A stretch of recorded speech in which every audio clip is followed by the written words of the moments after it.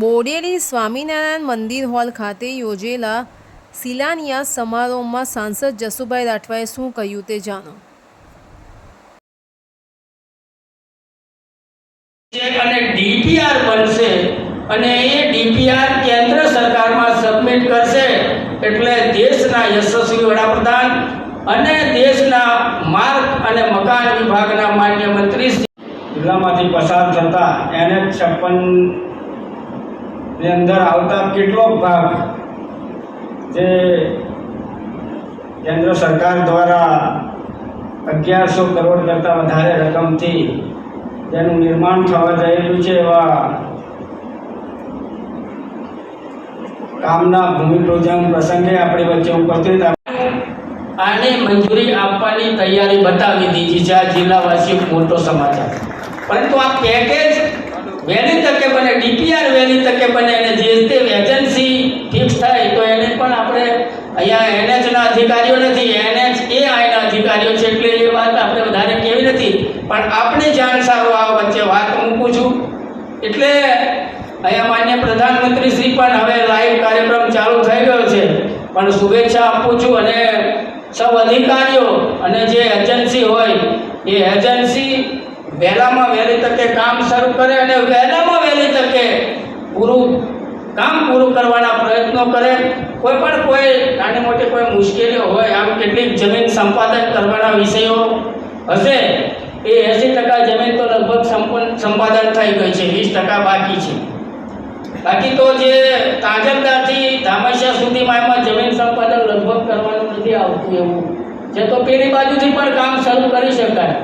એટલે આપણે વહેલામાં વહેલી તકે લોકોની સુખ સગવડાર્થે આ કામ પૂરું થાય એના માટે એજન્સીને અને અધિકારીઓને સહયોગ આપીએ અને સાથે સાથે આપણા ગુજરાતના પનોતા પુત્ર અને દેશના યશસ્વી વડાપ્રધાન શ્રી નરેન્દ્રભાઈ મોદી સાહેબનો પણ આપણે આભાર માનીએ કે આપણને દક્ષિણ ગુજરાત સાથે જોડવા અને સાથે જ આ NH આગળ વધીને ઉત્તર ગુજરાતને પણ જોડવાના પ્રયત્નો અને સાથે મધ્યપ્રદેશના પૂર્વ વિસ્તારની અંદર પણ આપણે જોડાવાના છે. ત્યારે કેન્દ્ર સરકારનો આભાર માનીએ અને સાથે સાથે માર્ગ અને મકાન વિભાગના માન્ય મંત્રી શ્રી નીતિન ગડકરી સાહેબનો પણ આભાર માનીએ કે આપણને આ સરસ મજાનું પેકેજ આપ્યું અને સાથે સાથે બાકી રહેલું પેકેજ પણ વહેલું મળે અને એની વહેલી કાર્યવાહી થાય એના માટે પણ આપણે કટિબદ્ધ છે. ત્યારે આજના તબક્કે હવે આપણે માન્ય પ્રધાનમંત્રી શ્રી નરેન્દ્રભાઈને પણ સાંભળવાના છે. ત્યારે આજના તબક્કે આપ સૌનો આભાર માનું છું અને કામ વહેલું પૂરું થાય, વહેલું શરૂ થાય અને વહેલું પૂરું થાય એવી બધાને વિનંતી કરું છું. કોઈ અમારા લાયક કામકાજ હોય તો જણાવજો. ઘણી વખત ઘણા વિષયો પણ બનતા હોય છે, કામ મોટું છે એટલે કેટલાક વિષયો પણ બનતા હોય, પણ આપણે બધા સાથે મળીને કેવી રીતે સુલે કરીએ અને વહેલામાં વહેલું તકું જિલ્લાને પણ એનો લાભ મળે એ જ અભ્યર્થના. વંદે માતરમ, ભારત માતા. કારણ કે વિષય હતો કેરકુવાથી બોડેલી અને બોડેલીથી ધામસિયા દેવલિયા ચોકડીને આ બાજુ ગણીએ તો પાવાગઢ સુધી. મારે તો પાવાગઢ સુધી પહોંચવું પડે એટલે આ વિસ્તાર હતો. ત્યારે NH-56 જે જબુ ગામથી લઈને બાયપાસ એટલે જબુ ગામથી બોડેલી અને બોડેલીથી ધામસિયા સુધી NHAIને સંપાદન કરવામાં આવ્યું છે. બાકીનો જે વિભાગ છે ફેરકુવાથી જબુ ગામ સુધીનો એ NHમાં આવે છે અને બોડેલીથી પાવાગઢ સુધીનો વિસ્તાર NH-756માં આવે છે. એટલે આપણને NH-56નો કેટલો ભાગ 4 માર્ગીય બનવા જઈ રહ્યો છે અને એમાં કેટલાક 13 કિલોમીટર જેટલે બોડેલીને બાયપાસ કરતા નવો રોડ બનવાનો છે. અને આગળથી વાત કરીએ તો તાંજલજા જબુ ગામથી તાંજલજા સુધીનો વચ્ચેનો ભાગે નવો પોર્શન બનવાનો છે અને તાંજલજાથી ધામસિયા એ જે જૂનો રોડ છે આપણો, હાલ જે બોડેલીથી નસવાડી અને નસવાડીથી ધામસિયા અને ધામસિયાથી દેવલિયા ચોકડી જાય એ જૂનો રોડ છે એ પણ બનવાનો છે. ત્યારે આ વિસ્તારના નાગરિકોની એક લાગણી માન્ય અધિકારી અને જે અહીંયા આવેલા છે એમને પણ જણાવું છું કે આપણે બોડેલી જબુગામથી બોડેલી અને બોડેલીથી તાંજરજા વચ્ચે આપણા NHIના અંડરમાં બીજા 2 પુલ આવે છે અને એ 2 પુલો ચિંતાજનક છે. એટલે એનું પણ આપના લેવલથી આ પેકેજમાં લગભગ મારા ખ્યાલ મુજબ આવતું હશે, આવે છે તો વાંધો નથી.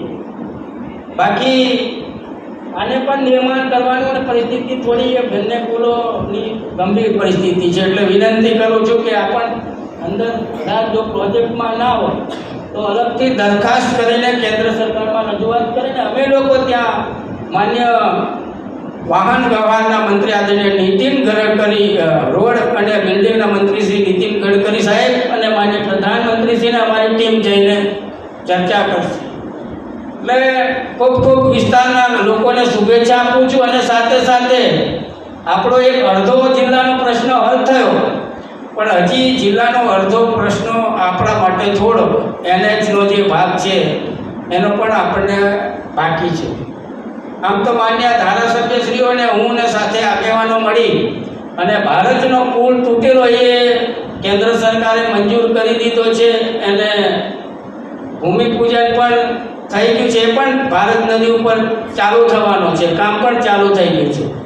પણ સાથે સાથે ફેરકુવાથી જબુગામ સુધી NH56 અને બોડેલીથી પાવાગઢ સુધી NH756 આ બંને 4 માર્ગીય રોડ બનાવવા આજે છોટાઉદેપુર જિલ્લાવાસીઓ માટે સારા સમાચાર છે. ત્યારે છોટાઉદેપુર જિલ્લામાંથી પસાર થતો નેશનલ હાઈવે નંબર 56 જેનો જબુગામથી લઈ તાંદરજા અને તાંદરજાથી લઈ રામૈયા સુધીનો જે 4 માર્ગીય રોડ બનવા જઈ રહ્યો છે, 1100 કરોડ કરતાં વધારે રકમનો, જેનું ભૂમિપૂજન આ દેશના યશસ્વી વડાપ્રધાન નરેન્દ્રભાઈ મોદી સાહેબ ભાવનગરની પવિત્ર ભૂમિ ઉપરથી વર્ચ્યુઅલ માધ્યમથી કરવામાં આવ્યું છે. ત્યારે સમગ્ર જિલ્લાવાસીઓને હું અભિનંદન આપું છું અને સાથે સાથે ભારત સરકારનો આભાર માનું છું. કેટલા કરોડનો રોડ? 1100 કરતાં વધારે કરોડ.